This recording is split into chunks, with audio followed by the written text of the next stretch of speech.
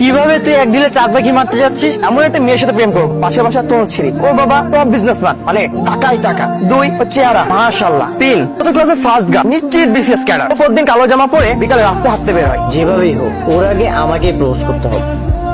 নিশ্চয়ই তনুশ্রী। ওয়াও, তুই তো মাশাআল্লাহ, বাপের কোটি কোটি টাকা। তোমার আগে আমি প্রপোজ করবো। এক্সকিউজ মি, কিসে করেন? তুমি কি একা? তাই জুতো আছে। মনে হয় বাসার বউয়ের কাছ থেকে এসব ভাষা শিখেছে। ব্যাপার না, বিয়ের পর শিখিয়ে নেব। ভাই মিয়া, আপনি টাকা আছেন কেবা? কিছু কইবেন? আপনাকে প্রথম দেখে আমার ভালো লাগছে। I love you.